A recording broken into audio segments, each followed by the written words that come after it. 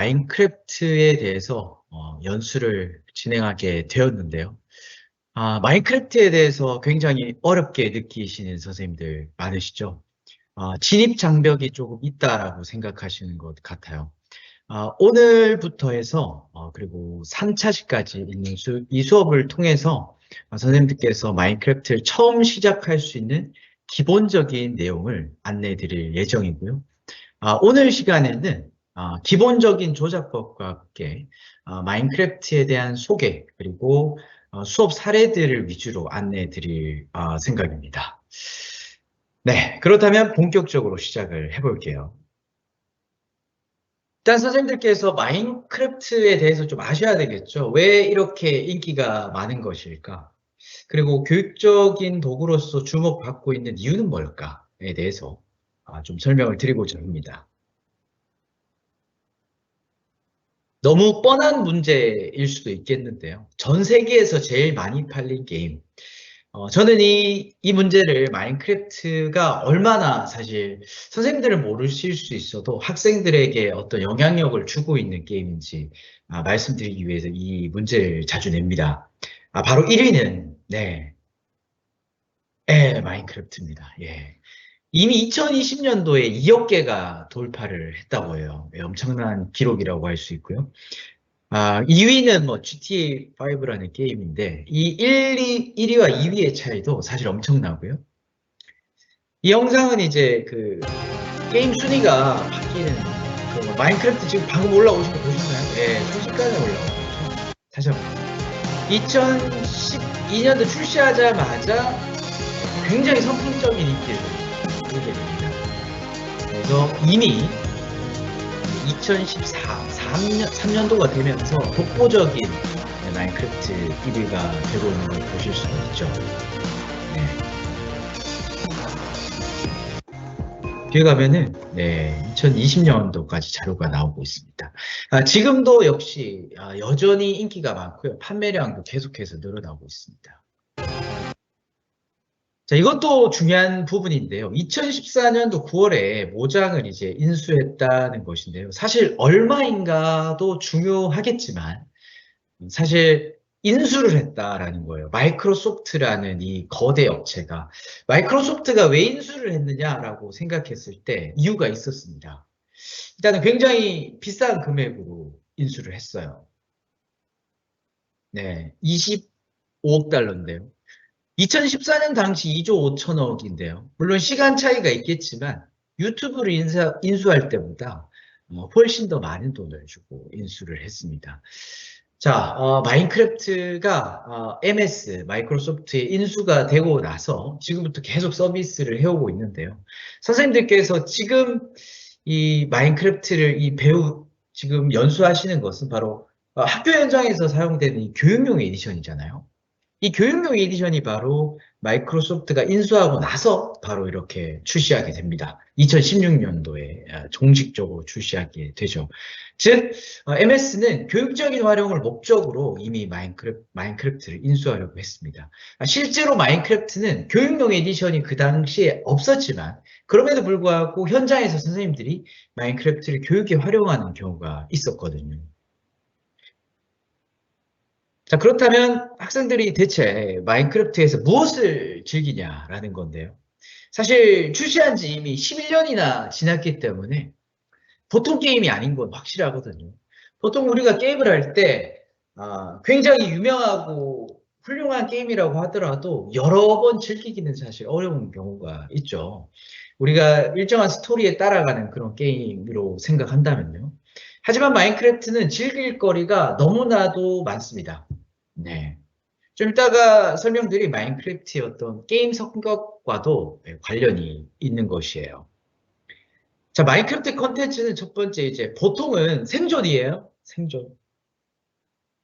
그러니까 마인크래프트 게임을 보통 그냥 즐기는 거죠. 생존하고 서바이벌 하는 것입니다. 몬스터로부터 피하고 무찌르기도 하고 아니면 먹을 것을 구하기도 하고 광산에서 채굴을 해서 뭔가 블록으로 무엇인가 나의 집을 만들기도 하고 이런 것들이 다 생존이고요.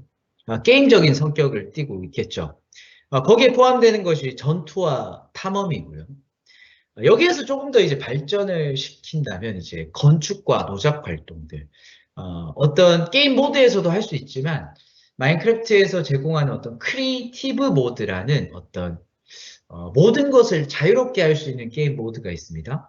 거기에서는 모든 아이템을 자유롭게 사용하고 있어서 할 수 있어서 건축이나 무엇인가 만들어내는 노작 활동을 즐길 수 있다는 것이죠.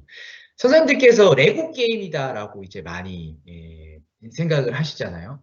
바로 그런 점에서는 레고와 비슷하다고 할 수 있죠. 블록 하나하나를 내가 활용해서 내가 원하는 것을 만들어내는 이 과정들이 비슷하다고 볼 수 있습니다. 그 다음에 레드스톤 회로는요, 이것이 바로 레드스톤으로 구현한 어떤 회로인데, 이건 정확히는 악기입니다. 이 빨간색이 바로 전선이라고 생각하시면 되고요. 이 전선의 흐름들을 통제하는 것들이 이런 아이템들이에요. 그래서 이것으로 굉장히 공학적인 어떤 설계를 만들어낼 수도 있고, 뭐, 우리가 전지의 어떤 그 회로, 전기 회로를 꾸미는 것처럼 이거는 이제 이 신호가 가면서 이 소리 블록에 신호를 전달해서 어떤 음악을 연주하는 그런 큰 악기를 만든 거라고 보시면 돼요. 그래서 선생님들께서 유튜브에서도 쉽게 마인크래프트로 만든 어떤 음악을 검색하시면 굉장히 엄청난 작품들도 있습니다. 그 다음에 커맨드 명령이라는 건데요. 자, 이것도 역시 굉장히 특이한 어떤 마인크래프트 게임의 어떤 고유의 특성인데요. 마인크래프트에서는 사용자에게 어떤 자율성을 부여하고 뭔가 사용자화해서 뭔가 만들어내게 하기 위해서 다양한 기능을 주고 있어요. 마치 코딩과도 좀 비슷합니다. 커맨드라는 것은. 여기에 있는 이런 문법처럼 생긴 어떤 코딩처럼 어떤 텍스트 형태의 문법이라고 생각하실 수도 있는데 이런 명령들을 어떤 블록 안에다가 집어넣어서 뭔가를 구현해내는 것들이에요. 이런 커맨드로 그래서 뭔가 자신만의 게임을 자신만의 월드를 설계해서 공유하는 경우가 있어요. 그러니까 새로운 컨텐츠가 되는 거죠. 마인크래프트의 새로운 컨텐츠. 이런 것들이 또 특이한 점이에요. 마인크래프트의 컨텐츠가 무한한 이유도 바로 이런 커맨드 같은 것으로 인해서 사용자가 만들어낼 수 있는 컨텐츠가 무한하다는 것이죠. 그 다음에 또 하나는 코딩인데요. 이제 교육용 에디션이 출시하면서 마인크래프트에서 이제 코딩을 할 수 있게 되었습니다. 여기서 말하는 코딩은 이제 블록 형태의 코딩도 있고요. 교육용 언어를 사용하죠. 메이크 코드라는. 아니면 파이썬이나 자바스크립트를 활용한 코딩도 됩니다. 마인크래프트와 코드 작성기라는 어떤 코드를 적을 수 있는 그런 도구죠. 이게 연결이 되어 있어요. 그래서 코딩한 내용을 마인크래프트에서 구현하는 것이다. 이렇게 생각하시면 될 것 같아요. 그래서 이런 코딩도 사실 다른 교육용 플랫폼에서는 찾아볼 수 없는 굉장히 특별한 매력이라고 할 수가 있겠습니다. 메타버스 얘기가 이제 갑자기 왜 말씀을 드리냐면요. 사실 선생님들께서 메타버스가 이제 주목을 받기 시작하면서 마인크래프트도 동시에 주목을 받았어요. 마인크래프트도 메타버스 플랫폼이다라는 것인데요. 사실 마인크래프트가 메타버스 플랫폼이라고 스스로 말한 적은 없지만, 비슷한 성격을 가지고 있는 것 같아요. 이런 것 아닐까요? 메타버스는. 사실 저의 어떤 주관적인 생각이 좀 들어갔는데요. 온라인 공간에서 상호작용이 가능하다면 어느 정도 메타버스의 성격을 띈다고 생각을 합니다. 사실 마인크래프트는 혼자서 하는 게임일 수도 있지만 사실 서버나 어떤 자기의 월드를 열어서 다른 사람들과 함께 상호작용하면서 즐기는 경우가 훨씬 더 많습니다. 네, 이런 서버와 월드는 역시 플레이어가 설계한 것일 수도 있고요. 네, 그래서 이런 식으로 많이 마인크래프트도 즐기죠. 마인크래프트도 메타버스의 조건으로서는 충분하다라는 생각이 드는데요. 추가적으로 저는 이 세 가지도 어떤 메타버스 플랫폼의 몇 가지 조건이라고 생각을 해요. 일단 자율성입니다. 마인크래프트의 자율성. 그리고 상호작용. 여기서 말하는 상호작용이라는 것은 플레이어와 플레이어 사이의 상호작용일 수도 있지만 플레이어와 마인크래프트와 월드 사이의 상호작용일 수도 있는 거예요. 그 다음에 메타버스 공간은 사용자가 설계를 할 수 있어야 되겠죠. 이런 설계할 수 있는 도구를 마인크래프트는 제공을 하고 있습니다. 그래서 메타버스 플랫폼으로서 주목을 받고 있고요. 물론 몇 가지 부족한 점도 있는 것은 사실입니다. 이것도 역시 자율성을 보여주는 대표적인 어떤 마인크래프트의 트레일러 영상 중에 대사인데요. 바로 샌드박스라는 거예요. 샌드박스. 게임 안에서 유저가 마음대로 이제 할 수 있는 시스템, 이런 플레이 방식을 샌드박스라고 합니다. 사실 샌드박스라는 것은 이제 우리말로 하자면 모래사장 같은 거죠. 이제 모래사장에서 학생들이 모래를 가지고 뭔가 자유롭게 뭔가 만들어내잖아요. 그래서 어떤 특별한 목표가 있는 것도 아닙니다. 그죠? 누구를 이기려고 하는 것도 아니고요. 물론 학생들이 이긴다는 목표를 만들어낼 수도 있지만 굉장히 플레이어의 자율성이 보장되는 어떤 시스템이라는 것이죠. 마인크래프트도 그렇습니다. 딱히 무엇을 해라라는 것을 알려주지 않아요. 마인크래프트에서는. 물론 엔딩은 있습니다. 네, 엔딩은 있어요. 보스 몹이 있는데, 근데 그 보스 몹을 무찔렀다고 해서 게임이 끝나는 게 아니라 그 다음 도전 과제를 향해서 계속 갈 수도 있고, 아니면 그냥 플레이어가 하고 싶은 것들을 계속해서 해나가는 것이죠. 이런 샌드박스 형태의 게임은 거의 마인크래프트가 유행을 시켰다고 생각하셔도 될 것 같아요. 이런 샌드박스 형태의 게임이 마인크래프트가 굉장히 유행을 시킨 거라고 볼 수가 있다는 것이죠. 자, 그 다음에 마인크래프트에서 만들어낼 수 있는 굉장히 많은 이런 활동들은요. 사실 수업 공간에서는 이런 특징이 있는 거예요. 바로 다양한 수업 활동이 가능하기 때문에 자연스럽게 뭔가 학생 참여 중심 수업으로 변화할 수 있는 이런 도구가 되는 겁니다. 네. 그래서 이런 마인크래프트가 가지고 있는 자율성이 이런 수업에 적용됐을 때는 학생 참여 중심으로 변화가 될 수 있구나. 이렇게 정리가 되는 것이죠. 그 다음에 이제 상호작용인데요. 이런 마인크래프트의 상호작용 덕분에 또 수업에 활용을 했을 때 효과적이라는 겁니다. 사실 수업 상황 속에서 학생들 간의 상호작용이 활발하게 일어나요. 그죠? 꼭 마인크래프트가 아니라도 선생님들이 수업 설계하실 때 항상 학생들과 협업이라던가 필요할 때는 게임적인 성격이 필요하다면 경쟁도 있을 것이고요. 아니면 의사소통도 활발하게 일어나야 됩니다. 또는 이 상호작용은 사실 선생님과도 일어나야 되는데 이 마인크래프트에서는 NPC라는 것을 활용해서 상호작용을 하게 할 수 있어요. NPC는 이제 게임 용어죠. 플레이어가 아닌 캐릭터죠. 그러니까 이런 NPC는 사전에 월드 속에서 선생님들이 설계를 하셔서 이제 넣어둔 겁니다. 그래서 이런 상호작용을 통해서 선생님의 역할을 대신해 줄 수 있는 이런 NPC를 배치하는 거, 이것도 가능하다고 보실 수 있겠습니다. 상호작용이었고요. 자, 그 다음에 이제 이런 상호작용도 되는 것이죠. 마인크래프트 상에서 어떤 학생들의 결과물을 어떻게 남길 것인가. 물론 마인크래프트 안에서 활동을 하고 결과물을 따로 활동지 형태로 작성하는 것도 가능은 하겠지만 마인크래프트 상에서 어떤 아이템의 형태로 어떤 그 결과물을 작성해서 그것으로 뭔가 제출을 한다던가 아니면 마인크래프트 공간 안에서 서로 주고받는다던가 이런 것들이 가능합니다. 이런 것들은 교육용 에디션에서만 제공하는 특별한 아이템이거든요. 이런 기능들이 굉장히 효과적이고 또 계속해서 업데이트가 되고 있습니다. 그 다음에 사용자 설계가 굉장히 중요하죠.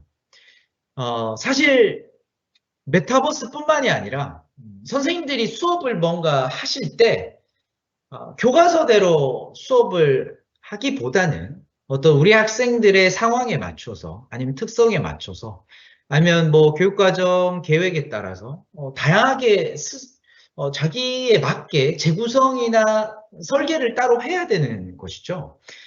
그렇기 때문에 마인크래프트로 만약에 수업을 하신다면 어떤 기존에 있는 교육 자료를 그대로 활용하실 수도 있겠지만 나름대로 이렇게 바꿀 수도 있어야 되는 거예요.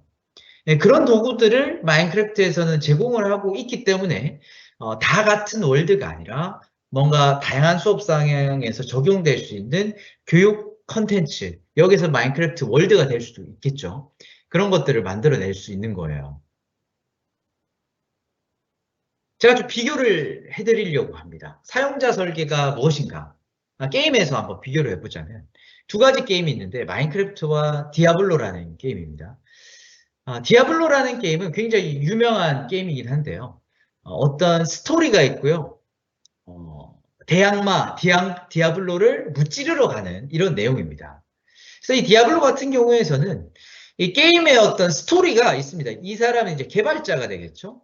이 디아블로라는 게임을 만들어낸 개발자가 사용자들, 즉 플레이어들에게 어떤 정해진 시나리오를 그냥 제공을 하는 것이죠. 그래서 플레이어들은 그 시나리오에 따라서 클리어하면서 퀘스트를 수행하면서 이제 엔딩을 보면 끝나는 겁니다. 예. 뭐 물론 계속해서 반복적인 플레이를 할 수 있겠지만 했던 것을 어쨌든 또 하게 되는 것이겠죠. 하지만 마인크래프트 같은 경우에는 물론 이 마인크래프트 플랫폼을 개발한 개발자가 있겠죠. 하지만 모든 플레이어, 사용자들이 어떤 개발자의 입장이 되어서 뭔가 자신만의 게임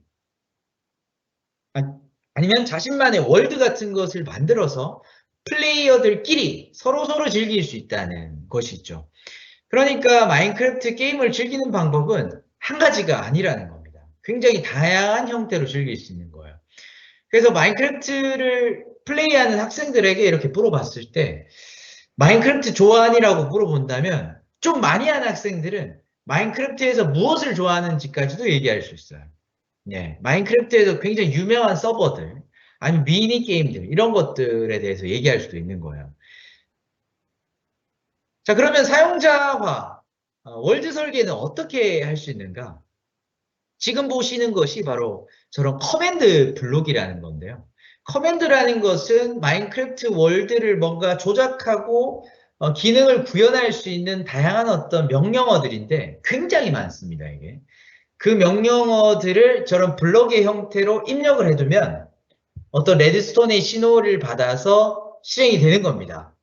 이 순서에 따라서 이런 것들이 마치 뭐 코딩에서 코드가 순차적으로 실행이 되는 것과 비슷해요. 여기 보면 색깔도 다르죠. 보라색은 반복적으로 실행되는 커맨드 블록이고 이 무슨 색깔일까요? 이런 파스텔 톤의 초록색은 체인 커맨드라고 해서 앞에 명령이 실행되면 뒤에 게 실행되는 이런 실행되는 커맨드예요. 그래서 뭔가 코딩의 성격이 있는 이런 커맨드 블록들도 있어서 월드를 설계할 수 있는 것이죠. 그 다음에 이제 코드 작성입니다. 선생님들께서 한 번쯤은 아마도 보셨을 수 있는 이런 어떤 블록 형태의 코딩 있죠.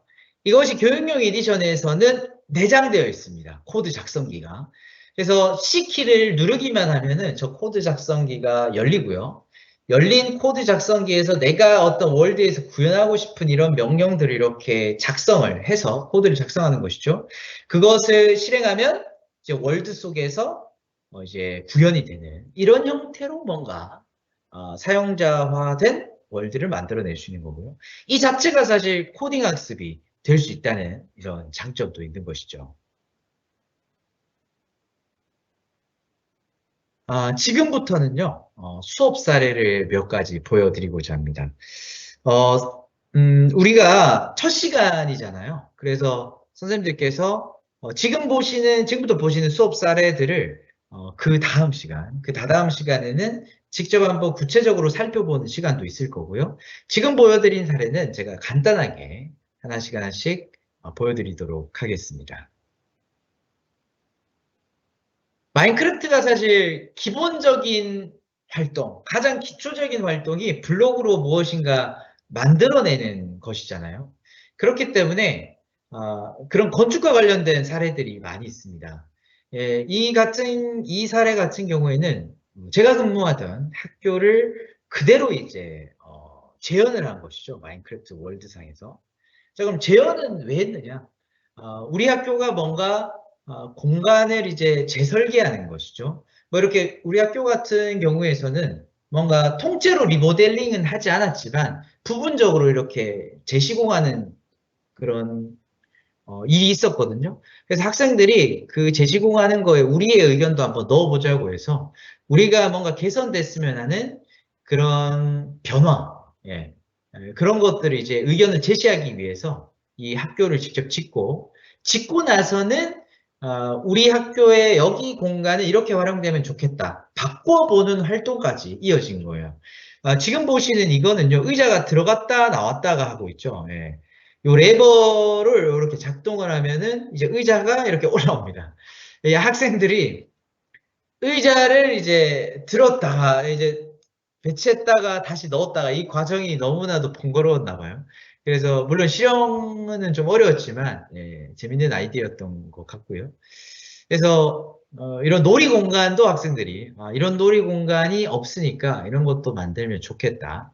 그다음에 학교 텃밭이라던가 저기 지금 야외에 있는 도서관 이런 것도 있으면 좋겠다. 그래서 이제 학생들이 만들어 본 이런 사례가 되겠습니다. 자, 이것도 역시 비슷한 사례인데요. 이거는 이제 그 실제로 학교를 거의 다시 짓는 거였어요. 네. 이거는 이제 고등학생들이었는데요. 그래서 작품 수준이 실제로 좀 높죠. 보시면은 요걸 층별로 학생들이 다 만들어서 명령어로 이걸 다시 합친 겁니다. 층별로 만들었어요. 예. 그래서 실제 크기를 어느 정도 반영을 했습니다. 실제 설계되는 크기를. 예. 강당도 있고 이제 지하였고요. 이런 가운데가 어떤 뻥 뚫린 이런 정원 형태의 이런 곳이었어요. 그래서 이것을 이제 제가 학생들하고 한 두 번 정도 갔었는데요. 컨설팅 비슷하게 했었는데 이 학생들이 고등학교 1학년 학생들이 많았는데 이게 완성될 때는 자기네들이 졸업을 할 때라고 하더라고요. 그래서 우리가 설계했는데 우리는 못 다니는데요. 예, 이렇게 얘기했던 기억이 납니다. 실제로 이 어떤 설계가 반영이 된다고 하시더라고요. 지도교사 선생님께서. 그래서 이런 식으로 어떤 마인크래프트는 어떤 3D 모델링의 어떤 역할도 할 수 있겠구나라는 생각도 드는 것이죠. 그 다음에 이제 좀 더 발전을 시키자면 이제 도시건설 프로젝트인데요.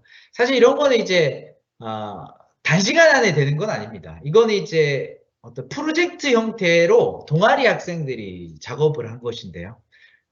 어떤 순천이라는 도시, 예, 순천에 있는 학생들이었는데, 이 학생들이 살아가는 순천이라는 도시가 뭔가 미래에 뭔가 바뀌어져 있는 모습을 어떤 상상을 해서 뭔가 이렇게 바뀌었으면 좋겠다라는 미래의 모습을 좀 그려본 거예요.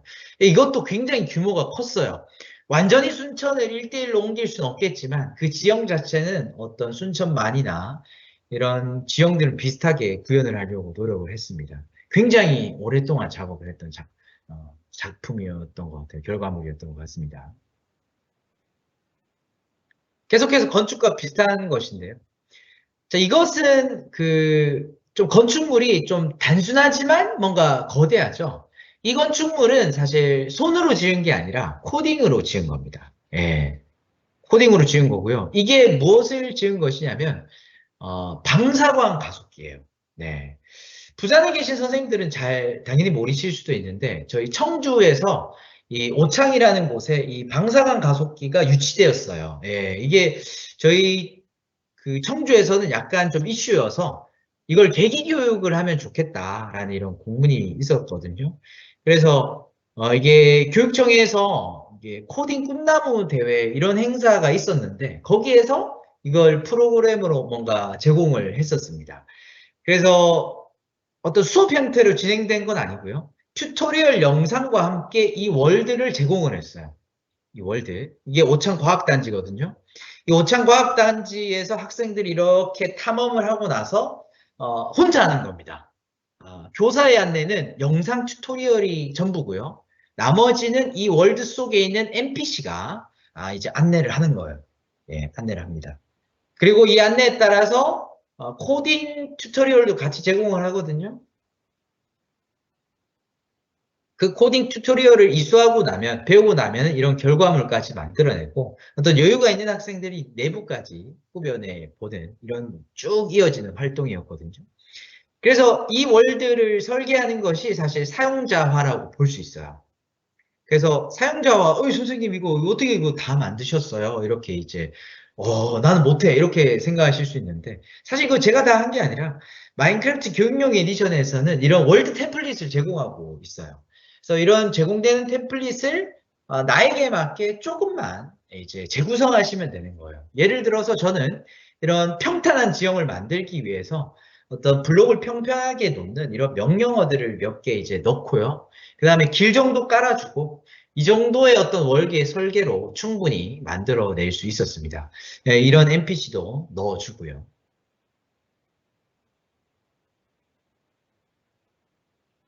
네, 그 다음입니다. 이제 선생님들께서 이제 보통 이제 미술 수업을 하실 때 마인크래프트를 많이 활용하세요. 왜냐하면 굉장히 쉽고 단순하기 때문에 선생님들이 마인크래프트로 수업을 시작할 때 자주 사용하시는 사례 중에 하나죠.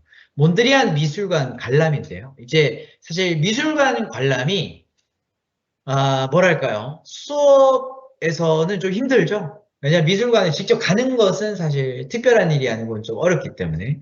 그래서 보통 교실 수업에서는 이제 사진 자료를 많이 제공해서 학생들에게 보여주잖아요. 그래서 물론 이건 이제 결과물이고요. 이 몬드리안 미술관이 이제 뒤에 있습니다. 그러니까 여기 가려서 잘 안 보이는데요. 미술관 이 건축물 안에 어떤 몬드리안 작품을 이렇게 사진 형태로 이렇게 걸어 둔 거예요. 예. 이 몬드리안의 작품을 뭔가 미술관에서 이렇게 돌아다니면서 보는 그런 이런 것도 어떤 메타버스의 하나, 뭔가 그 현장감을 좀 더 넣어주고 싶었다, 적용하고 싶었다, 이렇게 생각하시면 될 것 같습니다. 그래서 NPC와 대화를 통해서 몬드리안의 어떤 생애나 뭐 이런 것도 알고요. 그 다음에 어떤 감상은 여기에 있는 어떤 마인크래프트 상에서 어떤 책에다가 기록을 해서 그다음에 인상 깊은 작품은 사진으로 찍어서 여기다 또 넣어주고 그리고 나서 나만의 몬드리안의 어떤 작품을 그다음 활동으로 이어서 가는 이런 수업이었습니다.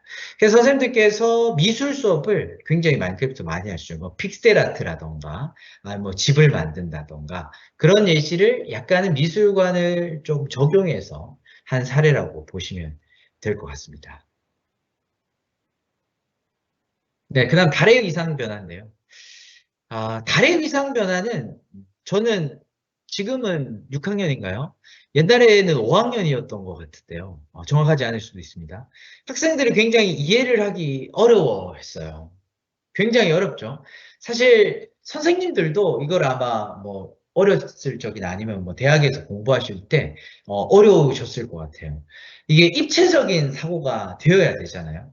뭐 학생들이 뭐 몇 시에 뭐 초승달이 뭐 몇 시 방향에 보이고 동쪽에서 보이고 뭐 이런 것까지는 알기는 뭐 어렵겠지만 적어도 뭐 예를 들어서 뭐 이런 뭐 상현딸이 어떤 위치에 있는 것이고 하현딸이 어떤 위치에 있는 것이고 이런 어떤 뭐 3차원적인 사고를 해내야 되잖아요. 이게 사실 좀 영상 자료만으로는 좀 어렵다라는 생각을 많이 했습니다. 그래서 선생님들께서 조금 더 발전을 시키는 형태가 뭐 어떤 모형을 가져오는 것이죠. 모형을 이제 제작을 막 하는 거죠.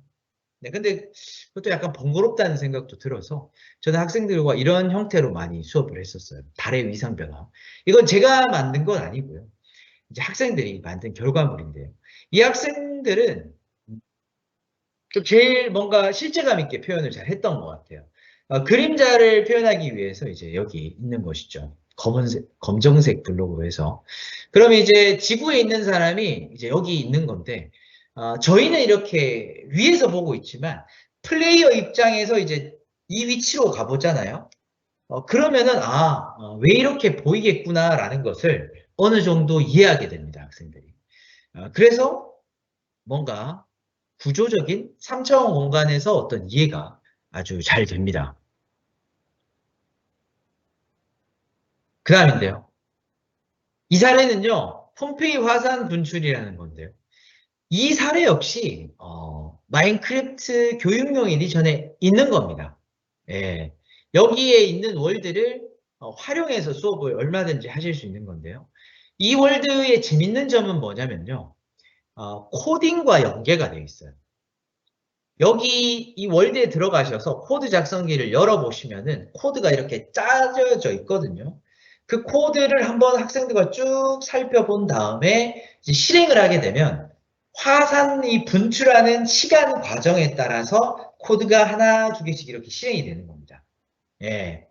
그래서 처음에는 이제 뭐 지진이 시작되고 분출이 시작되고 화산재가 내려앉고 뭐 그리고 용암이 흘러내리고 이제 사람들이 이제 열기에 불타고 이런 과정들이 순차적으로 일어나게 됩니다. 아까 여기 보시면 이제 막 불타고 있는 사람들 보이시죠, 그죠?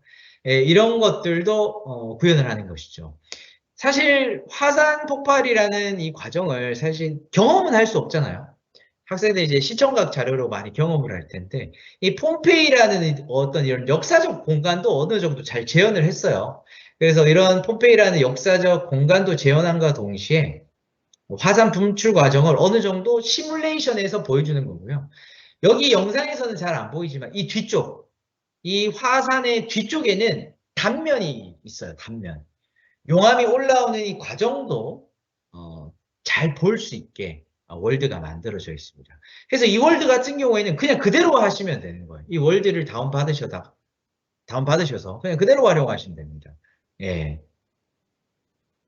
부산을 정정하거라. 소리가 있죠? 한번 들어보시겠어요? 예. 강태종 화살을 바꿔라. 괜찮으십니까? 괜찮으십니까? 네. 이제 어떤 역할극인데요.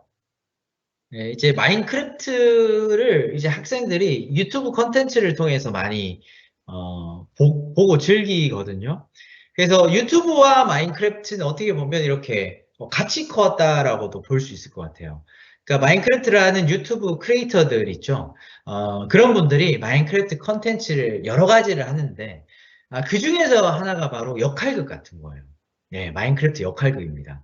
그러니까 어떤 월드 속에서 저 같은 경우에는 이제 역사적 한 사건이고요.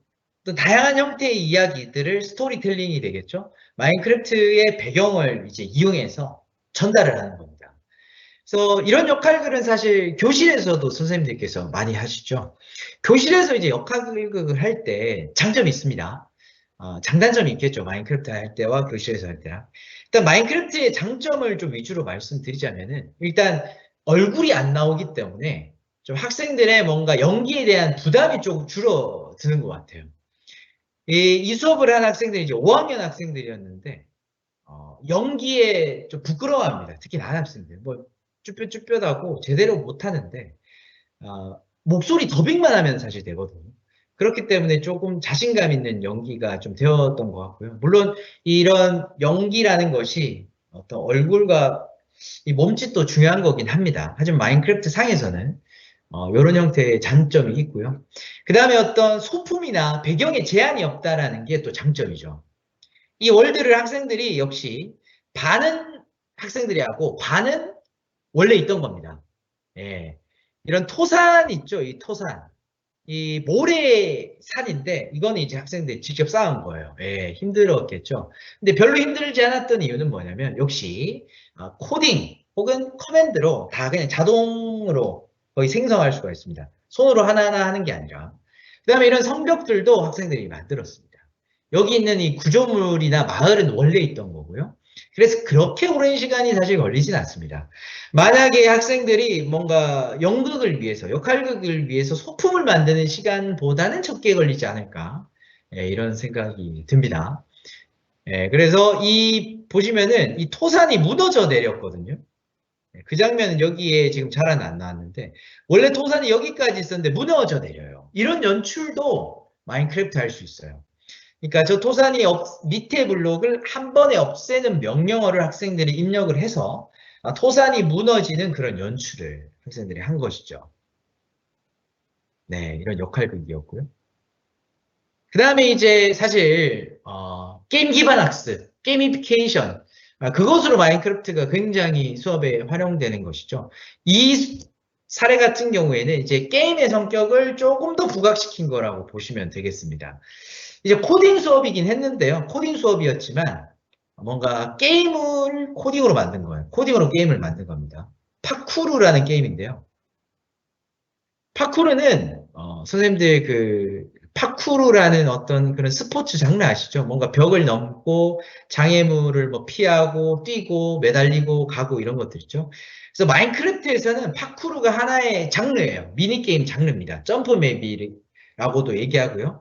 지금 코드 짠 거 잠깐 나왔는데 보셨죠? 이 블록이 무작위의 형태로 길을 만들고요. 그리고 랜덤한 효과를 학생들에게 지속적으로 걸어줍니다. 예를 들어 뭐 어지럽게 한다거나 뭐 아니면 높이 뛰게 한다거나 이런 효과를 걸어주고요. 그 다음에 지금 보시는 이 사례는 이제 오리엔티어링이라는 건데 길을 찾아가는 거예요. 쉽게 말씀드리자면. 이제 마인크래프트의 어떤 조작이 익숙하지 않은 학생들이 혹시라도 있을 때 좀 친숙해지는 시간이라고 할까요? 마인크래프트 조작에 조금 익숙해지는 그런 활동으로 많이 하는데요. 지금 왼쪽 손에 지도를 들고 있죠. 그 지도를 따라서 마치 내비게이션이라고 보시면 됩니다. 이 빨간 이 지점이 NPC가 바로 지점이에요. 저 지점마다 NPC와 대화를 해서 뭔가 퀴즈라고 할까요? 힌트를 얻은 다음에 정답을 이제 입력을 하는 거였고요. 그 다음에 이 사례 같은 경우에는 이제 탈출 맵이에요. 탈출 맵. 뭔가 문제를 풀면 그 다음 방으로 넘어가고 문제를 못 풀면 몬스터가 나타납니다. 그러면 이제 몬스터를 이제 맞서 싸워서 이제 죽여야 되는 것이죠. 그런 식으로 이제 뭔가 방탈출 형태로 이제 계속해서 문제를 풀어가면서 이어가는 게임성이 굉장히 두드러지는 이런 거라고 할 수 있겠죠. 이런 어떤 월드를 설계하는 것도 NPC를 잘 설계할 수 있으면 그렇게 어렵지 않게 만들어낼 수 있는 그런 월드가 되겠습니다. 자, 그 다음인데요. 생태계 복원 프로젝트라는 프로젝트 수업 형태로 한 단원 정도를 이제 진행하는 것인데요. 이게 아마 6학년 생태계 단원이었습니다. 그 생태계 단원 중에 마지막에 있는 어떤 차시가 바로 생태계 복원 계획을 세우는 그런 어떤 프로젝트 형태의 차시가 있었어요. 저는 이걸 좀 집중적으로 학생들과 하고 싶었는데요. 사실 생태계 복원이라는 이 주제가 굉장히 어렵습니다. 와닿지가 않아요. 학생들이 사실 자주 마주치는 이 생태계는 사실 거의 도시잖아요. 학생들이 마주하고 있는 생태계, 즉 복원해야 되는 생태계는 사실 좀 더 거리감이 느껴집니다. 멀다는 것이죠. 뭔가 파괴되고 있다는 것도 뭔가 뉴스를 통해서만 접하고, 뭐 사진으로 통해서만 접하고, 굉장히 실제감이 좀 떨어지죠. 그렇다면 뭔가 학생들에게 스토리가 있는 실제감이 느껴지는 어떤 그 현장으로 직접 가면 어떨까?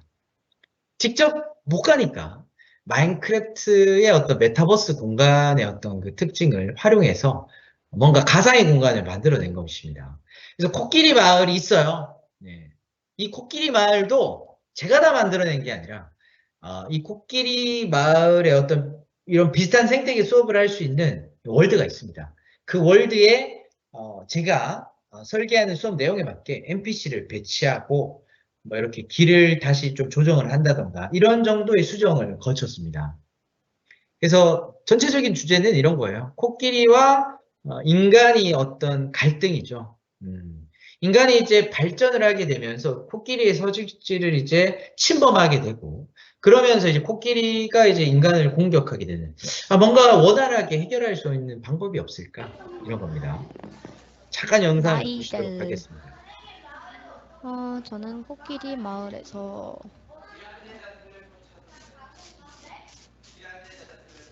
코끼리 마을 갈래? 있다. 이안. 반가워요. 기다리고 있었어요. 늘 환영합니다. 저 6학년아 신기하게 생겼다 동물들이. 왜 신기하게 생겼어? 이장님이다, 이장님. 우와, 이장님이라고 방이 화려하다, 되게. 이 마을의 이장 엘러판. 하여 판매하는 문제. 허락할 것인가? 마을 지킴이 인원 확대 방안.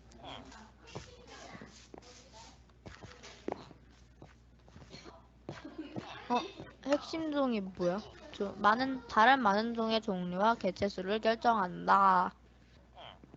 아래 링크를 눌러봐.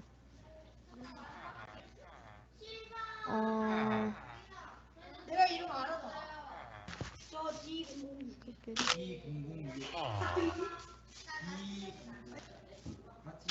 에헷. 네, 선생님 잘 보셨죠? 이 월드를 탐험을 하는 것도 학생들이 이제 다 함께 들어가서 탐험을 하는 거고요. 이 월드 곳곳에 NPC가 있습니다. 그 NPC는 이제 제가 당연히 다 만든 것이겠죠. 학생들이 제가 뭔가 직접 전달해 주지 않아도 뭔가 이 월드 속에 있는 NPC와 그리고 월드 속에 있는 어떤 건축물이나 배경을 통해서 어떤 해결책을 스스로 찾을 수 있게 도와주려고 한 거예요. 그래서 여기 뒤에 여기 보시면은 NPC에 링크가 걸려 있는데 전기설비 전문가 에디슨이 이제 이런 말을 하는 겁니다. 예. 뭔가 이 마을에 도움을 주러 온 그런 어떤 한 사람이다라는 설정이겠죠. 그래서 이런 링크를 달 수가 있어요, NPC에. 그래서 이 링크를 클릭해서 아래 링크를 뭔가 이 코끼리 마을의 문제를 해결할 수 있는 실마리, 이런 거죠. 이런 것들을 주는 겁니다. 그래서 저는 여기에서 특별히 학생들에게 안내해야 되는 것이 없는 것이죠.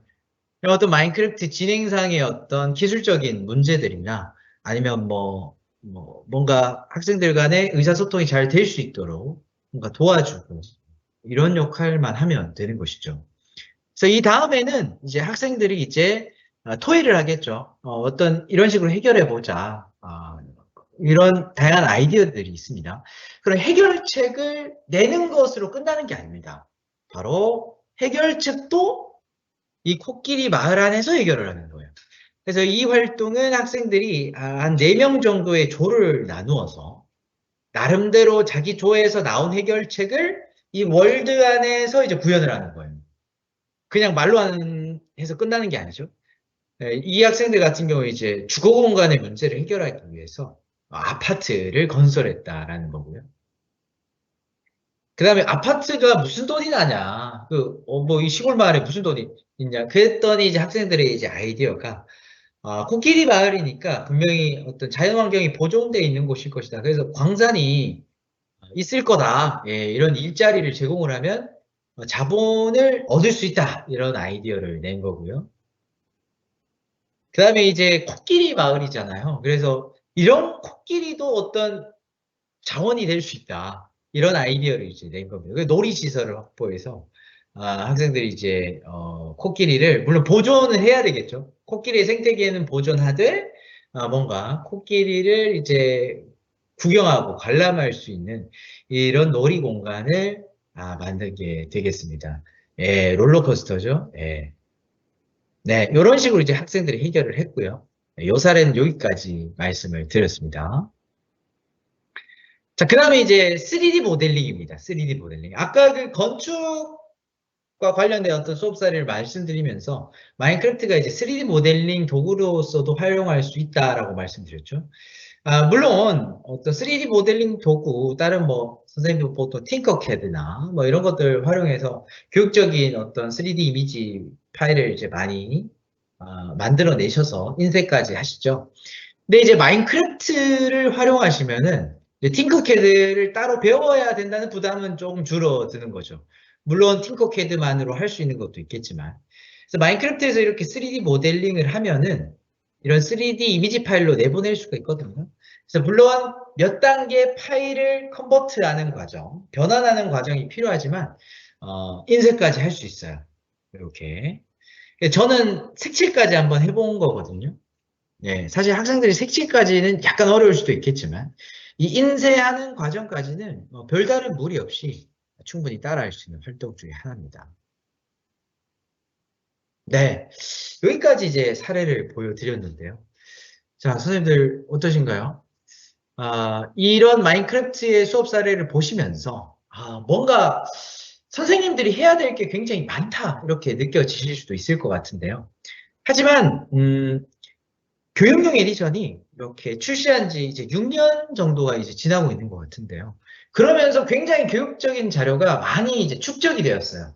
네, 새롭게 업데이트가 굉장히 자주자주 되고 있어요. 그래서 이런 교육 자료들을 그대로 일단 활용을 하시면서 시작하시고, 나중에는 조금씩 변형을 시키고, 이제 최종적으로는 나만의 어떤 월드 설계를 하는 데까지 이렇게 이어가시면은 이런 수업 사례들, 보여드린 수업 사례들이 그렇게 어렵게는 느껴지시지 않을 것 같습니다. 네. 그렇다면은요, 교육용 에디션에 대해서 이제 좀 설명을 간단하게 드리도록 하겠습니다. 선생님들께서 이제 듣기만 지금 하고 계시잖아요. 그렇기 때문에 약간은 지루하고, 이제 졸리실 수도 있는데, 혹시 상황이 되시는 분이라면 지금부터는 약간 컴퓨터를 통해서 좀 따라해 보셔도 좋습니다. 예, 간단하게. 마인크래프트의 어떤 계정과 관련된 내용을 하고요. 그 다음 시간에는 아마 선생님들께서 만약에 계정이 준비되신 상태라면 한번 따라해 보시면서 들으시는 것도 좋으실 것 같고요. 물론, 이게 뭐 이제 완전히 선생님들과 소통하고 있는 상황이 아니기 때문에 조금 속도는 빠를 수 있어도 조금씩 따라해 보셔도 좋을 것 같다라는 생각도 듭니다. 네, 교육용 에디션에 대해서 간단히 설명을 드리겠습니다. 마인크래프트는 게임용 에디션과 교육용 에디션 크게 두 가지로 나눌 수가 있어요. 사실 게임용 에디션도 다양한 종류가 있지만 교육용 에디션에 대해서 한정지어서 설명을 드리도록 하겠습니다. 선생님들께서 마인크래프트로 수업을 하신다면 저는 무조건 교육용 에디션이 낫다라고 말씀드리고 싶어요. 무조건이라고 한다면 조금 거부감이 드실 수도 있는데, 물론 자바로 하시는 선생님들 가끔씩 게임용 에디션을 하시는 분들도 물론 계시지만, 교육용 에디션이 지속적인 업데이트를 통해서 굉장히 교육적 자료가 축적이 많이 됐다고 말씀드렸죠. 그렇기 때문에 교육용 에디션으로 시작하시는 것을 추천을 드리고요. 특별한 어떤 마인크래프트로 하시고자 하는 특별한 목적이 있는 아닌 다음에는 교육용 에디션을 선생님들께 추천드립니다. 장점을 위주로 설명드리면 일단 클래스룸 모드라는 게 있어요. 네, 선생님들께 설명을 드릴 건데요. 이 클래스룸 모드는 학생들을 통제할 수 있는 어떤 별도의 프로그램입니다. 예. 학생들과 멀티플레이로 함께 만났을 때 학생들을 통제하기가 굉장히 어렵다라는 것을 느끼실 거예요. 왜냐하면 학생들이 이런 게임이잖아요. 게임을 통해서 뭔가 학습한다는 이런 경험 자체가 훈련이 되어 있지 않다면 좀 통제하기 어려우실 거예요. 물론 수업의 몰입도는 그만큼 높아졌다는 뜻이겠지만 학생들의 어떤 통제와 어떤 훈련이 되기 전까지는 어떤 좀 통제가 필요하겠죠. 수업과 관련이 없는 행동을 이제 제한시키는 이런 것들이 많이 필요합니다. 그때 바로 활용하시는 것이 클래스룸 모드가 되겠습니다.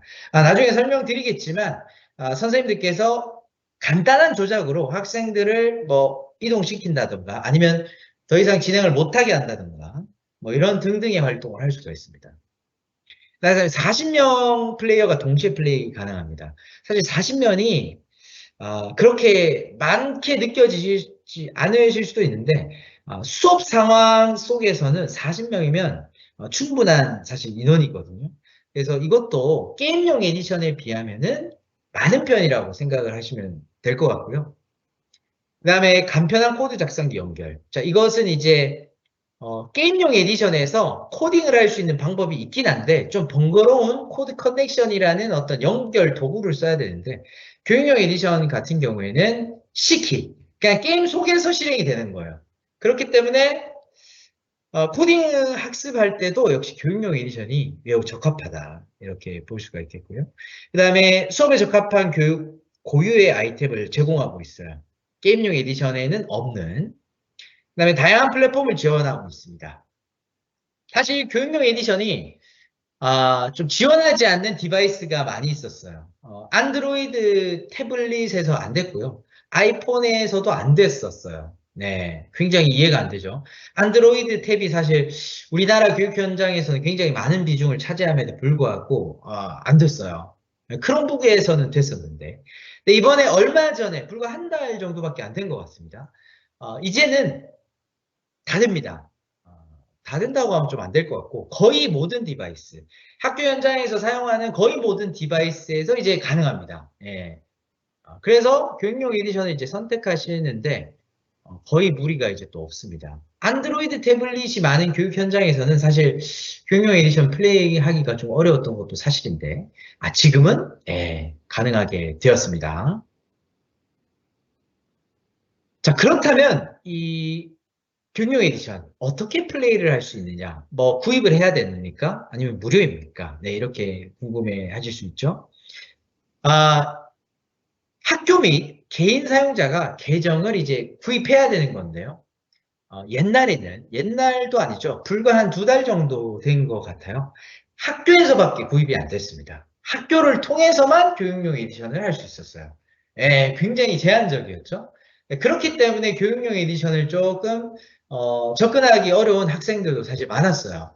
학교에서는 안 하지만 내가 혼자서 교육용 에디션을 좀 집에서라도 플레이하고 싶다라는 학생들이 있었거든요. 근데 그게 어려웠는데 최근에 업데이트를 통해서 이제 개인 사용자도 계정을 구입할 수 있게 바뀌었습니다. 예. 물론 가격은 좀 차이가 나요.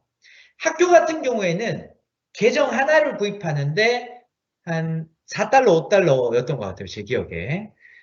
우리나라 돈으로 하면 6,000원, 7,000원 정도 되겠네요. 그 정도 금액으로 1년 구독을 할 수가 있습니다. 좀 비싸게 느껴지시는가요? 개인적으로는요, 이 계정이 사람에 귀속되거나 디바이스에 귀속되는 게 아니거든요. 그 말인즉슨 이 계정을 여러 군데 로그인하고 쓰셔도 된다는 거예요. 예. 예를 들어서 학교 컴퓨터실에서 계정을 로그인 하나 해두시고 그 다음에 집에서 학생들이 뭐 하고 싶은 학생들은 집에서 해도 됩니다. 그러니까 여기에서 로그인해도 되고 여기서 로그인해도 되는 거예요. 자, 그런데 동시 접속이 가능은 하지만 동시 멀티플레이는 안 됩니다. 예, 이해가 되셨는지요? 그러니까 로그인을 했을 때 다른 사람이 같은 계정으로 로그인을 할 수는 있지만 이 두 사람이 사실 같은 계정으로 지금 로그인을 했잖아요. 그럼 이 두 사람이 같이 멀티플레이는 못해요. 네, 어떻게 보면 당연한 거죠, 그죠? 사실 동시 로그인도 약간은 좀 이해가 안 되는 것일 수도 있는데 현재는 일단 동시 로그인은 가능한 것 같아요. 그렇기 때문에 학교 입장에서는 그냥 컴퓨터 디바이스 개수만큼만 구입하셔도 수업하시는 데는 지장이 없겠다. 네, 이렇게 생각이 되고요. 개인 사용자 같은 경우에는 한 1년에 한 2배 정도 비싸요. 한 15,000원, 13,000원 정도 가격이었던 것 같습니다. 환율에 따라서 약간씩 바뀌는 것 같아요.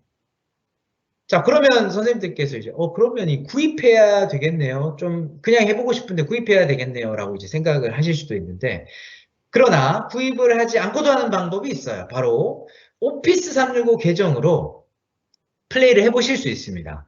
물론 한정된 횟수예요.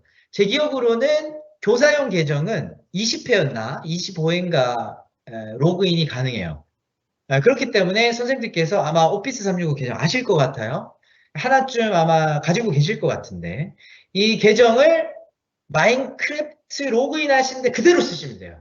예, 똑같습니다. 이 오피스 365 계정으로 뭘 가입하는 데 쓰는 게 아니라 그냥 오피스 365 계정 그 자체로 그냥 마인크래프트 교육용 에디션에 로그인하셔서 플레이하는 것이 가능합니다.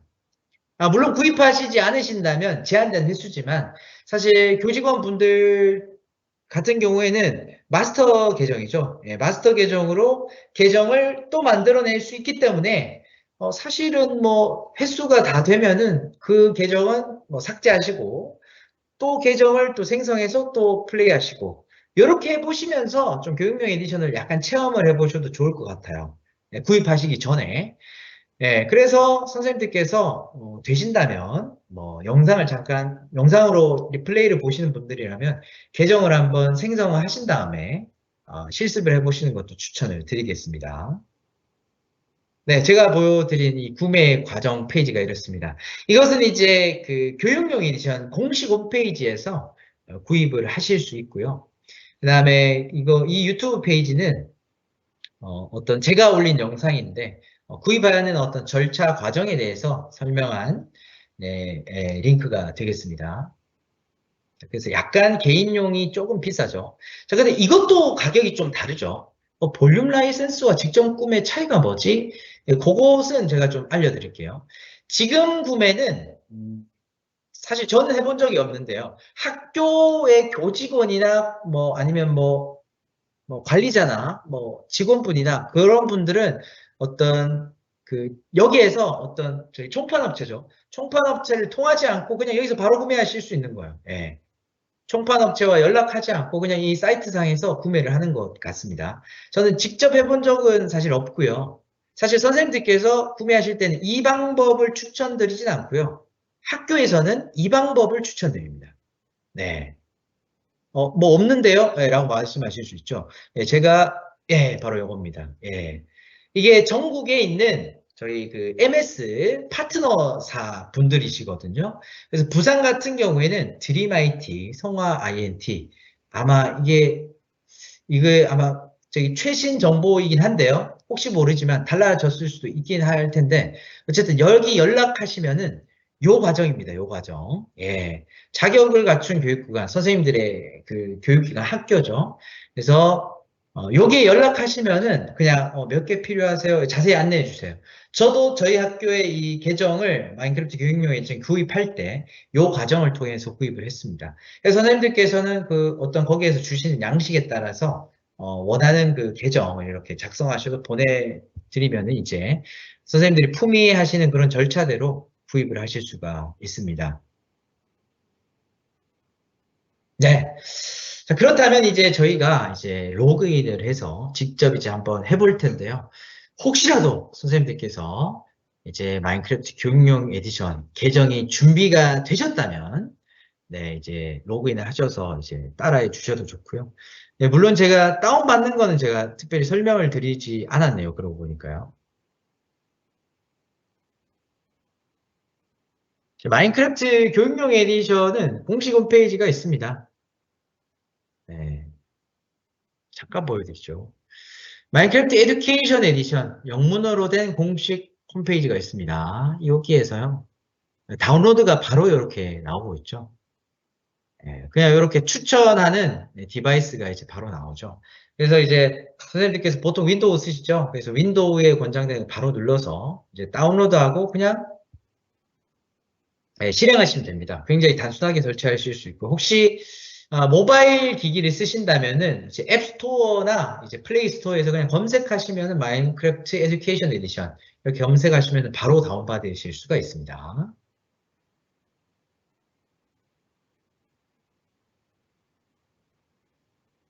자, 그러면은 저는 일단 로그인을 해둔 상태인데요. 지금 이렇게 로그인을 하시면은 계정 전환을 누르면은 저가 로그인한 계정을 이렇게 보실 수가 있죠. 이 계정이 오피스 365 계정의 모습과 굉장히 비슷하게 생겼죠. 자, 선생님들께서 보시면은 여기 앞에 있는 게 이 계정의 소유자 아이디라고 보시면 되겠죠. 이게 소유자 아이디고요. 그 다음에 골뱅이 뒤에 붙는 이 상산01 온 마이크로소프트가 바로 도메인이라고 말할 수 있는데요. 테넌트라고도 부릅니다. 예, 테넌트라고 더 많이 쓰시는 것 같아요. 테넌트. 자, 테넌트라는 이 개념이 조금 중요한데요. 선생님들께서 만약에 학교를 통해서 구입을 하시게 되면은 테넌트를 정하시게 될 겁니다. 예, 이 도메인을요. 그러니까 예를 들어서 저는 이제 상산초니까 상산 01이라는 테넌트를 제가 신청을 해서 이렇게 만들어지게 된 것이에요. 상산 01이라는 이 테넌트를. 자, 이 테넌트 뒤에 붙는 온 마이크로소프트는 그냥 고유하게 붙는 것 같고요. 이 상산 01이라는 이 테넌트가 왜 중요하냐면 이 테넌트를 관리하는 관리자 계정도 주세요. 네. 이 계정을 구입하시게 되면. 선생님도 오피스 365 이 계정도 저희 학교별 테넌트 있잖아요. 그죠? 그것과 굉장히 유사하다고 보시면 됩니다. 예. 그래서 선생님들께서 마인크래프트 교육용 에디션을 구입하시면 테넌트를 만들게 되고 테넌트 관리자 계정까지도 받아요. 테넌트 관리자 계정을 통해서 마인크래프트의 어떤 이 계정들을 암호도 초기화할 수도 있고 아니면 뭐 바꿀 수도 있고 아니면 그 라이센스를 더 늘릴 수도 있고 줄일 수도 있고 이런 것들을 자유롭게 하실 수가 있는 거예요. 자, 그런 것들은 뭐 물론 뭐 거의 건드리실 일은 없어요. 왜냐하면 이제 그 품위라고 구입하게 되면은 거기에서 이제 뭐 암호화 아이디를 이렇게 그대로 정해 주시기 때문에 그렇게 건드리실 일은 사실 딱히 그렇게 많이는 없습니다. 자, 근데 게임 플레이를 할 때 조금 의미 있는 점은 무엇이냐면요. 같은 테넌트 계정을 쓰는 플레이어들끼리만 멀티플레이를 할 수가 있어요. 네, 요거는 약간 선생님들이 반드시 기억을 해주시면 좋을 것 같습니다. 뭐 나중에 한 번 더 말씀을 드릴 텐데요. 멀티플레이는 플레이어 여러 사람의 플레이가 한 번에 같은 월드에 들어와서 함께 플레이를 하는 것이죠. 이것은 이제 함께 하기 위해서는 같은 테넌트를 사용하는 플레이어들끼리만 된다라는 것 이렇게 기억을 해주시면 좋을 것 같습니다. 그래서 선생님들께서 가끔 오해하시는 경우가 같은 와이파이에서만 되나요? 같은 내부망에서만 플레이가 되나요? 이렇게 물어보시는 경우가 많은데요. 그런 거 상관없습니다. 테넌트만 같으면 아무리 멀리 떨어져 있더라도 멀티플레이가 가능합니다. 예. 자, 그래서 여기 계정이 이제 보이면 상민이 이제 저의 고유 아이디가 되겠고요. 그다음에 S는 저희 테넌트 앞에 있는 알파벳을 가져옵니다. 예, 그래서 상민 S가 된 거예요. 자, 그러면요, 한번 간단하게 이제 이 게임 자체가 이제 익숙하지 않으실 수 있기 때문에 메뉴를 하나씩 한번 살펴보면요. 일단 플레이를 한번 눌러보겠습니다. 이 메뉴가 이렇게 나오는데요. 라이브러리 보기부터 한번 소개시켜 드릴게요. 라이브러리라는 것은요, 선생님들께서 수업에 활용하실 수 있는 이 월드를 보여주는 거라고 생각하시면 돼요. 굉장히 요목화해서 잘 보여주고 있죠. 네, 이런 식으로. 수업에 활용할 수 있는 월드들을 이렇게 소개를 하고 있습니다. 네, 굉장히 여러 가지가 있죠. 네, 그래서 선생님들께서 이런 수업을 하나씩 한번 찾아보시는 것을 추천드리고요. 그 다음에 학생들은 거의 이제 플레이에 문제가 없는데 선생님들께서 이 마인크래프트 게임 자체가 익숙하지 않으신 경우가 있어요. 학생들은 잘하지만 그때는 플레이 방법을 누르시고요. 요 튜토리얼이 있습니다. 네, 보통은 이제 키보드로 하는 걸 추천해요. 이제 학생들이 가지고 있는 디바이스에 따라서 이제 터치로 하는 경우도 있는데 터치는 제가 추천을 별로 안 드리는 이유가 이제 터치로 하게 되면은 학생들이 어떤 코딩 학습을 할 때 키보드를 많이 사용하게 되는데 그것이 약간 불편하게 되고요. 그 다음에 선생님들께서 마인크래프트로 적극적으로 수업을 하게 되신다면은 아마 마인크래프트뿐만이 아니라 마인크래프트와 연결지어서 어떤 수업을 하실 수 있는 지금 저희가 접속하고 있는 LMS, 팀즈 같은 것을 같이 활용하시게 될 거예요. 그래서 마인크래프트에 또 어떤 결과물을 팀즈로 올린다던가 이런 여러 가지 상호작용을 위해서는 키보드로 학생들과 수업하시는 것 추천을 드리겠습니다. 그래서 여기 눌러보시면은 6가지 튜토리얼이 나와요. 6가지 튜토리얼. 네, 요것을 내가 플레이가 익숙하지 않다라고 하신다면은 이것을 한번 플레이 해보시는 것을 추천드리겠습니다. 한번 간단하게 한번 해볼까요? 월드 만들었어요.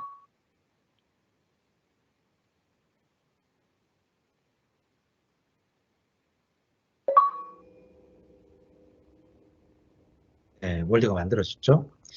자, 이거는 이제 마우스 커서인데요. 사실 게임에 익숙하신 선생님들께서는 뭐 사실 이런 거는 사실 뭐 아무것도 아니게 생각하실 수 있는데 내가 만약에 게임을 안 해봤다, 해본 적이 없다라는 경우에는 한번 해보시는 것도 재밌을 거예요. 둘러봤고요. 그 다음에 지금 이 영어로 되어 있지만 충분히 이해 가능하실 거예요. 마우스 커서를 이제 움직이는 거고요. 그 다음에 W로 앞으로 가는 거고 A, D로 이렇게 왼쪽, 오른쪽 왔다 갔다 이렇게 움직일 수가 있는 겁니다. 이렇게. 그래서 사실 이런 조작법은요. 이런 튜토리얼 월드를 플레이 하셔도 되지만 지금 H 버튼 혹시 선생님 보이시나요? H 컨트롤 표시 있죠? 이것을 눌러보시면은 네, 조작키가 딱 나옵니다. 예. 예, 나오죠. WSAD, 스페이스가 점프입니다. 점프. 예. 그 다음에 Shift는 이렇게 잘 안 보이시겠지만 이렇게 뭐라고 표현하죠? 이게 숙이는 겁니다. 이렇게 숙이는 키. 근데 선생님들께서 이런 것들을 학생들한테 알려주실 일은 거의 없을 거예요. 네. 거의 없습니다. 저는 한 번도 없었던 것 같아요. 수업하면서. 몇 년을 수업했지만. 정말 모르는 학생이 있다 하더라도 옆에서 학생들이 알려줍니다. 굉장히 무시하는 말투로. 이것도 몰라 이러면서 알려주기 때문에. 선생님들께서만 아시면 됩니다. 선생님들께서 이 조작법을 아셔야 되지만 능숙해지실 필요는 사실 많이는 없어요. 예, 선생님들께서는 오히려 어떤 수업을 설계하는 데 필요한 그런 아이템이나 이런 것들에 대해서 더 아시는 것이 더 도움이 되실 것 같아요.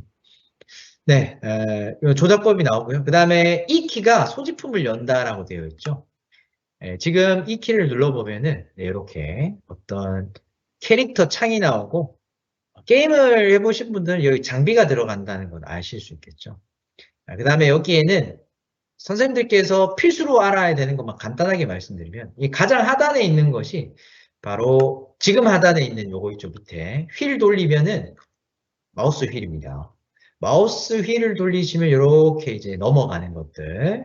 네, 이게 바로 아이템 창 칸이 되겠어요. 자, 근데 지금 막 하트 표시랑 고기 표시 보이시죠? 자, 이거는 지금 서바이벌 모드라는 뜻이에요. 지금 고기 모양의 저 표시가 막 이렇게 막 약간씩 떨리고 있는 거 보이시죠? 그러니까 서바이벌 모드에서는 이제 플레이어가 계속해서 음식을 섭취를 해줘야 돼요. 먹어야 된다는 거예요. 안 그러면 이제 배고파서 이제 뛰지 못하게 되고 이제 결국에는 생명치가 줄어들면서 저 하트가 생명치겠죠? 생명치가 줄어들게 되면서 이제 죽게 됩니다. 예, 이게 이제 서바이벌 모드입니다. 그리고 뭐 날거나 뭐 자유롭게 움직이지 못해요. 예, 뛸 수도 없고 이제 어떤 생존에 제약이 많다는 것이죠. 네, 그렇죠. 제가 지금 시점을 좀 바꿨죠, 선생님. 시점을 바꾸는 키는 F5키입니다. F5키. F5키를 누르시면 이렇게 시점을 바꾸실 수 있어요. F5키. 네. 한 번에 다 기억하시기는 좀 어려우실 수 있겠지만 자주 쓰시는 몇 가지 F5입니다. 그 다음에 말씀드리는 김에 F1도 있는데요. F1은 이런 UI 창을 다 가려버리는 거예요. 그래서 가끔 학생들이 이제 뭘 잘못 눌러가지고 선생님 다 없어졌어요. 뭐 아무것도 없어요. 이때는 F1이다. 알아주시면 될 것 같고요.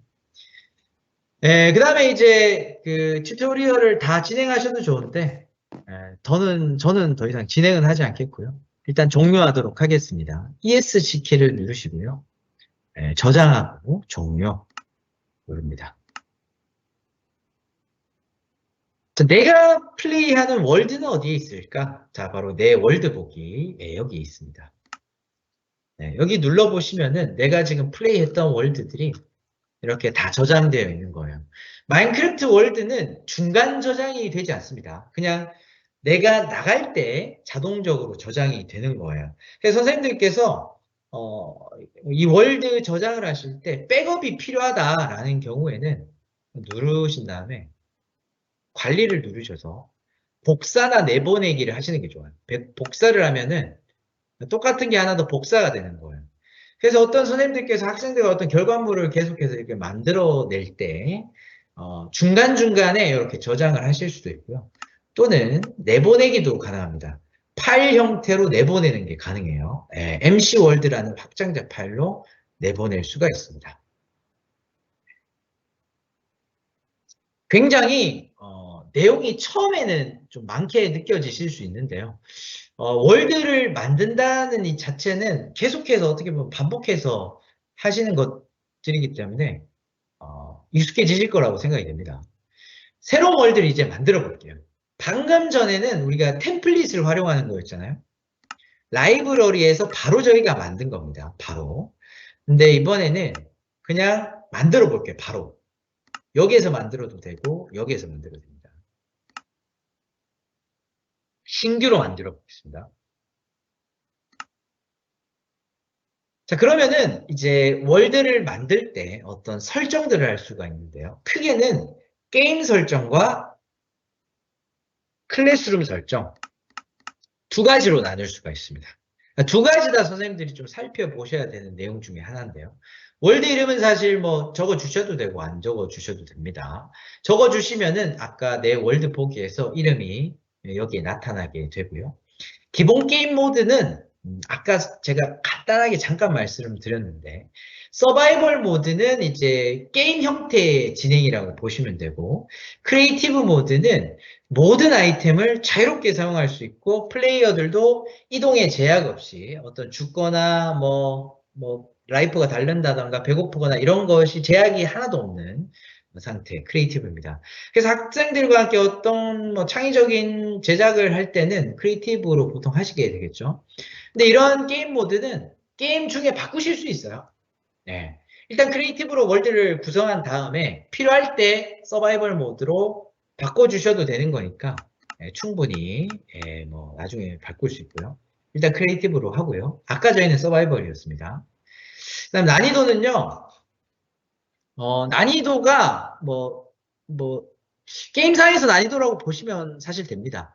몬스터가 얼마나 강력한가, 아니면 플레이어가 라이프가 얼마나 빨리 닳는가, 배고픔이 얼마나 자주 오는가, 이런 거거든요. 근데 쉬움과 평화로움 이상의 차이는 알아두셔야 됩니다. 쉬움 보통 어려움에서는 몬스터가 등장합니다. 그런데 평화로움에서는 몬스터가 등장하지 않습니다. 예, 그 차이가 있어요. 그래서 몬스터가 필요한 어떤 월드를 만약에 생각하신다면은 적어도 쉬움부터 시작을 하셔야 되는 거예요. 네, 요거 알아주시면 좋겠고요. 그 다음에 이거는 모르셔도 될 것 같고요. 자, 이건 중요합니다. 세 가지 권한이 있습니다. 방문자, 멤버, 운영자. 네, 새롭게 아셔야 될 내용이 좀 이렇게 막 등장하고 있는데요. 자, 방문자 권한은 사실 구경만 한다라고 생각하시면 될 것 같습니다. 구경만 하는 겁니다. 예를 들면 친구들이 만든 어떤 작품이 있을 겁니다. 구경만 하게 하고 싶을 때. 물론 학생들을 믿어야 되겠죠. 하지만 나도 모르게 파괴시키는 경우가 있을 수 있습니다. 그때는 그 학생의 권한을 방문자로 바꿔주시면 돼요.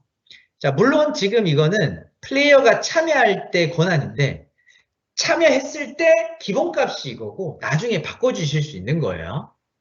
그 다음에 멤버요. 멤버는 보통이에요. 보통. 그냥 보통의 상태가 멤버라고 보시면 될 것 같아요. 그래서 디폴트 값도 멤버예요. 멤버 같은 경우에는 이제 치트 같은 건 못 씁니다. 여기서 말하는 치트라는 것은 아까 말씀드린 커맨드 블록을 쓴다거나 아니면 코드 작성기를 연다거나 이런 것들은 못 하고요. 나머지는 거의 다 할 수 있습니다. 뭐 블록을 부실 수도 있고 그러니까 상호작용을 다 할 수 있는 거죠. 월드와 상호작용, 다른 플레이어와 상호작용 다 할 수 있는 거예요. 자, 근데 이제 코딩 학습을 한다거나 아니면 학생들이 월드 설정을 좀 뭔가 주도적으로 바꿔야 할 때는 운영자 권한을 줘야 됩니다. 운영자 권한. 치트를 사용하기 위해서는 운영자 권한이 있어야 되는 거예요. 자, 치트라는 것은 반복적으로 말씀드리자면 커맨드나 코딩입니다. 코드 작성기. 그래서 운영자 권한을 학생들이 만약에 가지게 된다면은 학생들이 예를 들어 이런 걸 할 수 있는 거예요. 갑자기 모든 학생들을 나에게 불러온다던가 아니면 월드에서 갑자기 몬스터를 소환한다던가 이런 것들을 다 할 수 있게 되는 거예요. 자, 기본적으로는 학생들한테 이런 권한은 줄 필요는 없겠죠. 하지만 필요한 경우에는 줘야 된다. 그 경우는 보통은 코드 작성기를 활용하시는 경우, 학생들이 써야 되는 경우, 그래서 코딩 학습을 한다 할 때는 운영자 권한을 학생들한테도 줘야만 코딩 학습을 할 수가 있습니다. 자, 그다음 월드 위어는요. 평면과 무한맵의 차이가 있는데 평면은 아무것도 없는 그냥 평평한 세상이에요. 그냥 평평합니다. 아무것도 없어요. 이런 지형이 없습니다. 뭐 산, 뭐 언덕, 뭐 평야, 물, 바다 이런 게 전혀 없고 그냥 평평한 지형입니다. 이 잔디 블록이거든요. 초록색이. 잔디 블록으로 된 평평한 지형밖에 없어요. 예, 그래서 평면으로 할 때가 있고 뭐 이런 무한맵으로 하는 때가 있겠죠. 무한맵은 말 그대로 랜덤한 월드예요. 어떤 월드가 생겨날지 몰라요. 예, 그런 게 바로 무한맵이 되겠습니다. 이 두 가지 차이 알아두시면 좋겠고요. 선생님들 수업 상황에 따라서 골라서 사용하실 수 있겠습니다.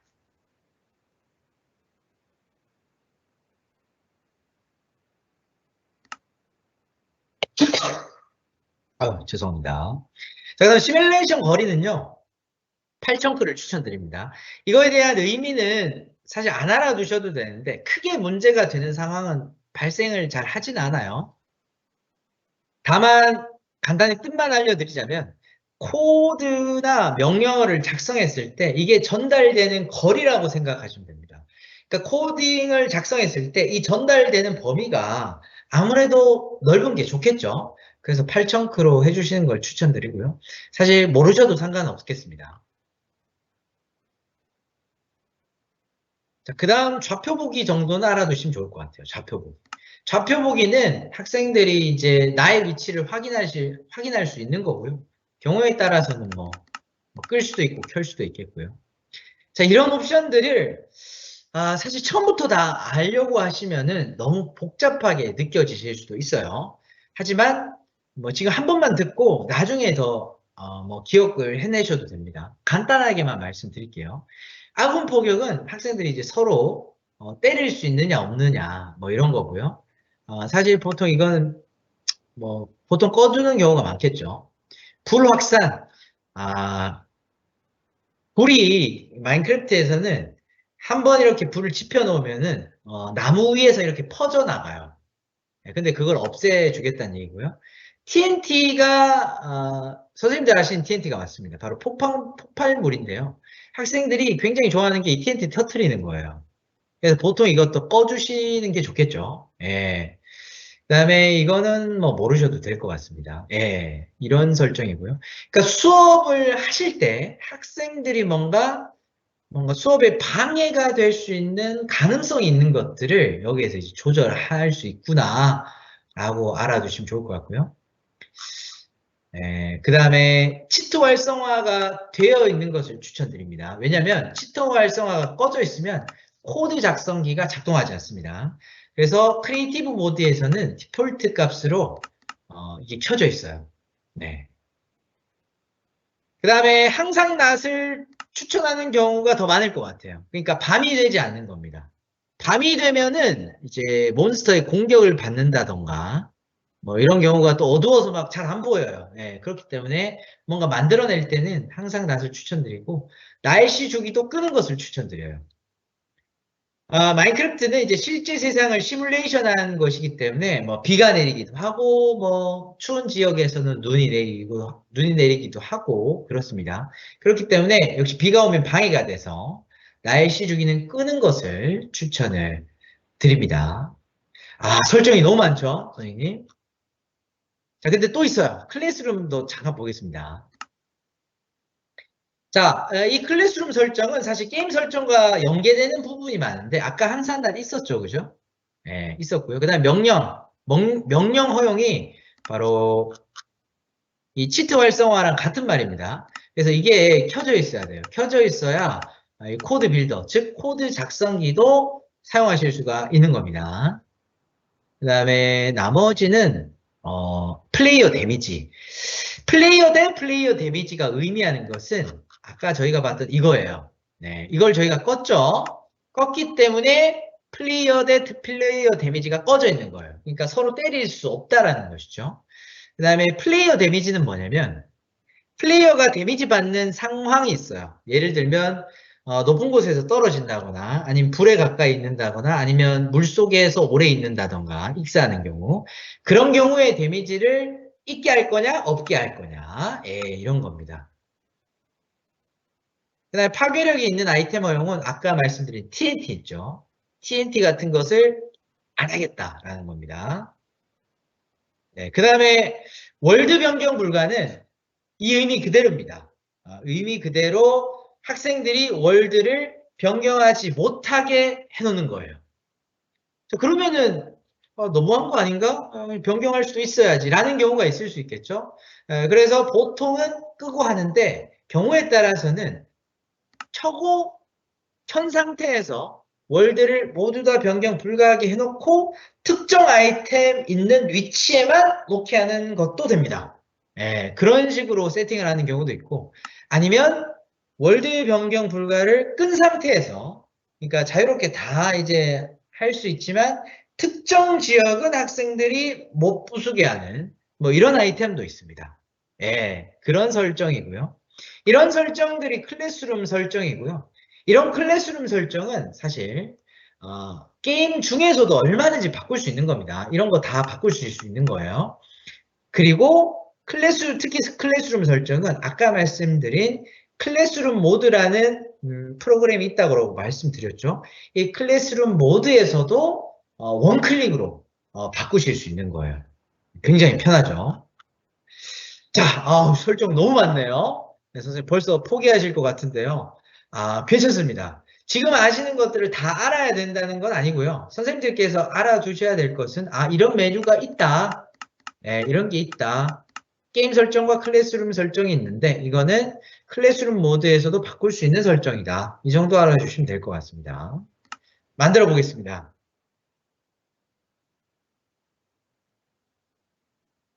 네, 만들었고요. 자, 아까와 다른 점만 좀 말씀드릴게요. 지금 위에 아까 상태바를 보시면은 배고픔과 하트 표시가 사라졌죠. 지금은 크리에이티브 모드라는 거예요. 크리에이티브 모드에서는 지금 버튼 하나가 더 늘었습니다. 스페이스바 곱하기 2. 자, 플레이어가 스페이스 한 번은 이렇게 뛰는 거였는데 두 번을 따닥 누르면은 공중으로 뜹니다. 그렇죠? 이 상태에서는 스페이스바를 길게 누르면 위로 가고요. Shift 키를 누르면 내려옵니다. 이렇게 왔다 갔다 할 수 있습니다. 그래서 비행 상태에서는 이제 자유롭게 움직일 수 있는 크리에이티브 모드 상태고요. 블록도 뭐 자유롭게 붙일 수 있습니다. 서바이벌에서는 도구가 필요한 경우도 있는데 한 번에 부서지고요. 그 다음에 이 키를 누르시면은 자유롭게 아이템을 마음대로 사용할 수가 있죠. 내가 원하는 아이템을 밑으로 꺼내놓은 다음에 이제 휠입니다. 휠을 돌려서 이제 손에 드는 거예요. 손에 들었죠? 손에 들어서 마우스 왼쪽이 부수는 거고요. 오른쪽이 놓는 겁니다. 물론 상호작용하는 버튼도 오른쪽이라서 이 블록과 상호작용을 할 수도 있어요. 블록에 따라서는 상호작용할 수 있는 블록도 있습니다. Q는 버리는 거고요. 그래서 기본적인 어떤 이런 조작법이 지금 H, 컨트롤 표시 있죠? 여기에 다 나와 있어요. B가 감정 표현이네요. 이 감정 표현 버튼이 없었는데 아마 이게 베드락 에디션에 있던 내용이 업데이트가 된 것 같습니다. 지금 교육용 에디션이 게임용의 버전을 뒤따라간다고 생각하시면 돼요. 뒤따라가서 게임용에 있던 아이템이 계속 들어오고 있고요.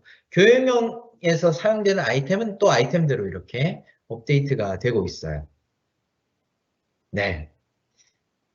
이렇게까지 해서 선생님들이 뭔가 마인크래프트에서 알아두셔야 되는 기본적인 설정과 함께 마인크래프트를 월드를 생성하고 그리고 조작하는 방법까지 설명을 해드린 것 같아요. 자, 지금 선생님들께서 만약에 이제 여기까지 따라오셨다면 아까 제가 말씀드린 그 템플릿 월드 있잖아요. 아무 월드나 한번 열어보신 다음에 조작법을 한번 연습해 보시는 걸 추천드립니다. 교육용 에디션을 플레이할 수 있는 오피스 365 계정이 만약에 준비되셨다면 이렇게 로그인을 하셔가지고 뭐 월드를 만드는 설정을 여기에서 예스 시키 누르시고 여기서도 또 바꿔보실 수도 있거든요. 똑같죠, 그죠? 설정도 한번 확인하시고 조작법도 한번 이렇게 해보시면서 익숙해지시면은 그 다음 수업이죠. 그 다음 수업에서 조금 이게 녹화가 위주로 되고 또 수강생, 선생님들께서 상호작용을 이렇게 못하고 있어서 좀 빠를 수도 있겠지만 조금씩은 따라 하실 수도 있을 정도로 들어보시는 것도 재미가 있을 것 같습니다. 네, 선생님, 긴 시간 동안 이렇게 쉬지 않고 달려왔는데요. 마인크래프트 수업 어떠셨나요? 선생님들께서 지금은 좀 어렵게 느끼실 수 있겠지만 조금만 참으시고 지금 남은 2시간 수업 동안 끝까지 한번 잘 열심히 들어보시면 충분히 만족감을 느끼실 수 있지 않을까 이렇게 생각이 됩니다. 그럼 저는 여기까지 하겠고요. 다음 시간에 또 선생님들 뵙도록 하겠습니다. 감사합니다, 선생님. 여기까지 하겠습니다. 진천상산초등학교 교사 이상민이었습니다. 감사합니다.